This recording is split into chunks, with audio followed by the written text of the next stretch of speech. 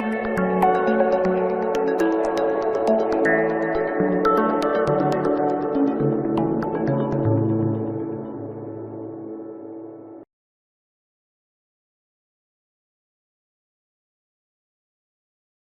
once promising trade partnership between China and Finland has experienced a significant decline in profitability as a result of sanctions placed on Russia for its aggression in the war on Ukraine. Finland's backing of sanctions placed on Russia has resulted in changes to travel and trade with China.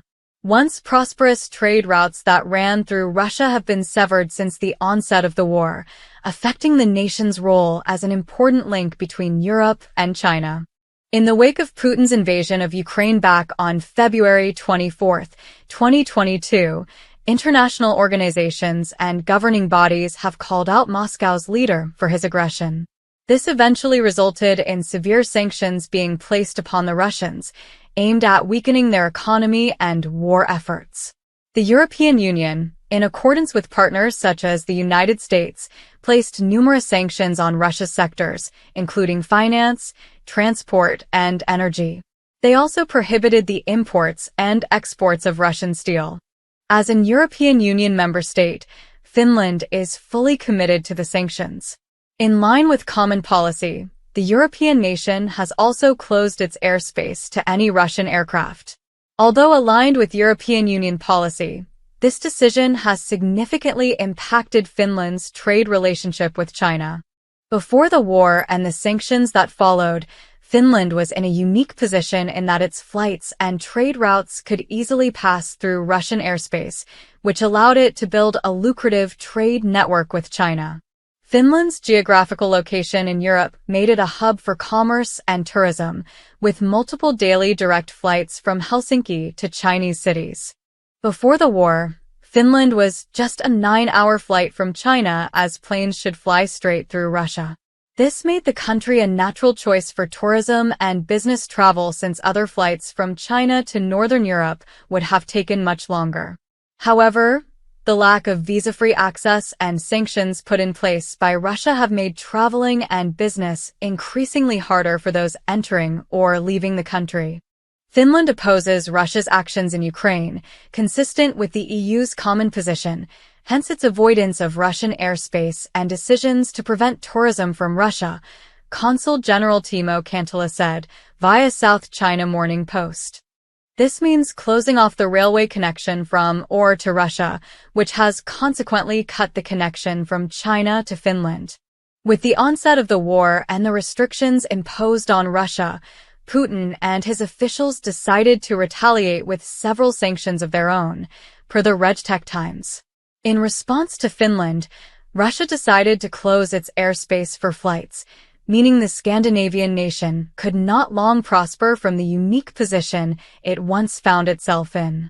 As a consequence of Russia closing its airspace, flights from Helsinki have been forced to fly out of Turkey instead, increasing travel times by up to 3 hours.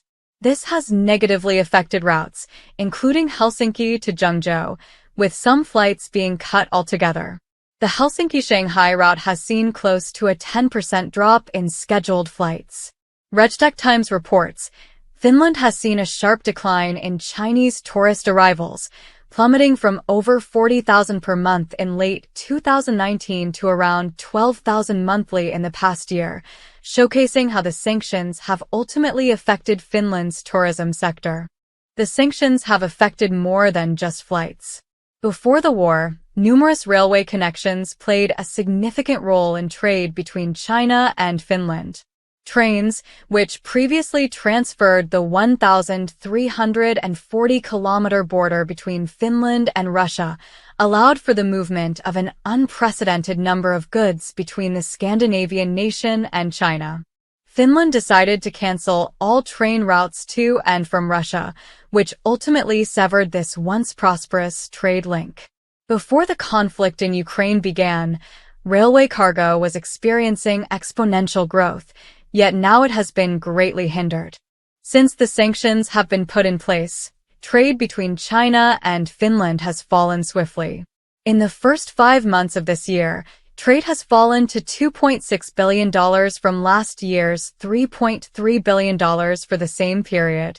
This has caused the country to worry about its economic future, while the rest of the European Union seemingly focuses its efforts to promote life and prosperity elsewhere. Because of the steep fall in trade, the project has been shelved indefinitely despite its ability to improve the railway systems that connect Eastern Europe to China. I don't think this project is moving, for various reasons, Cantala said. In Finland, there were hesitations about the idea from the beginning, related to expected high construction costs and low expected returns on investment. China's trade with Finland has suffered greatly due to the various restrictions, sanctions, and changes that came about in the wake of the war.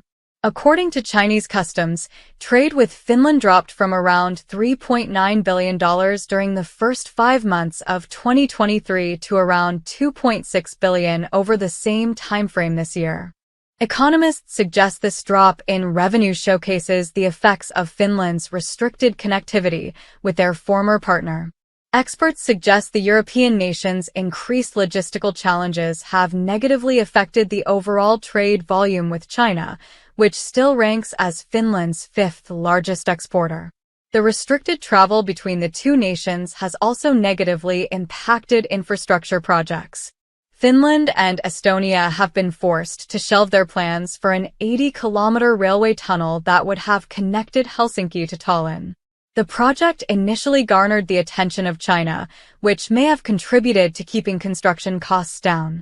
Nonetheless, the project was cancelled after concerns were raised about a low return on investment and the high cost of construction.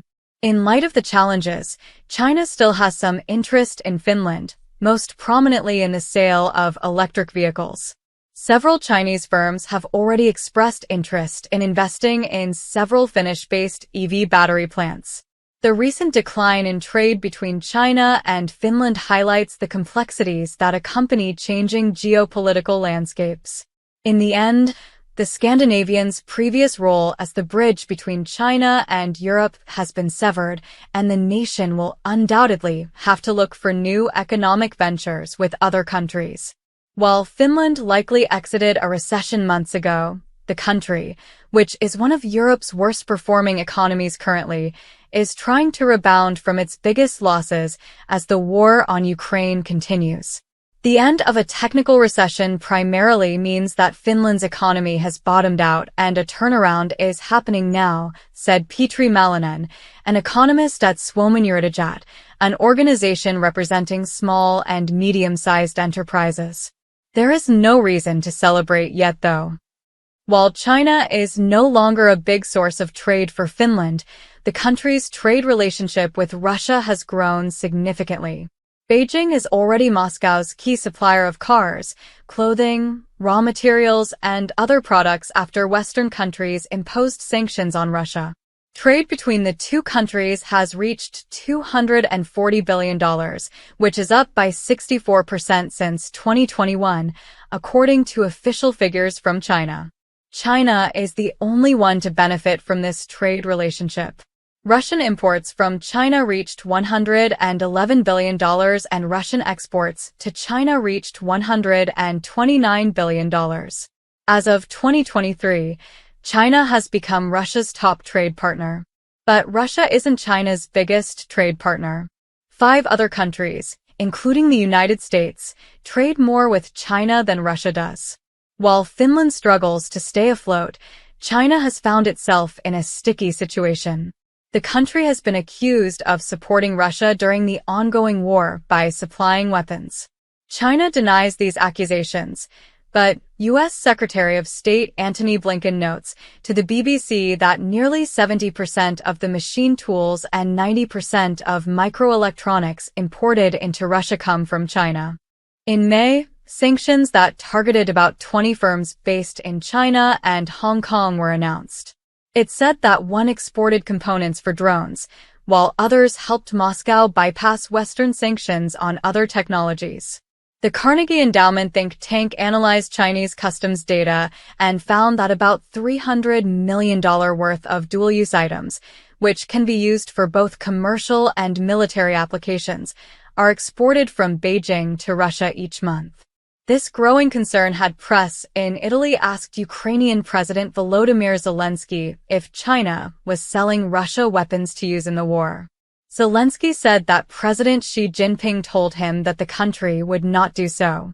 President Biden, who stood next to Zelensky, chimed in, saying, "China is not supplying weapons but the ability to produce those weapons and the technology available to do it. So, it is, in fact, helping Russia," via CNN. Publicly, President Xi has tried to create the impression that he's taking a backseat in this conflict to avoid sanctions and keep trade flowing. But the reality is that China's fueling the largest armed conflict in Europe since World War II, NATO Secretary Jens Stoltenberg said at the Wilson Center.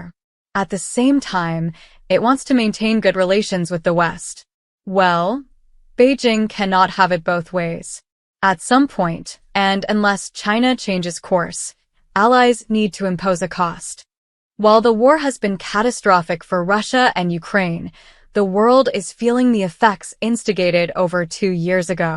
The ongoing war on Ukraine has the U.S. sounding alarm over China's budding relationship with Russia, while Finland struggles to keep itself floating as trade woes plague the country.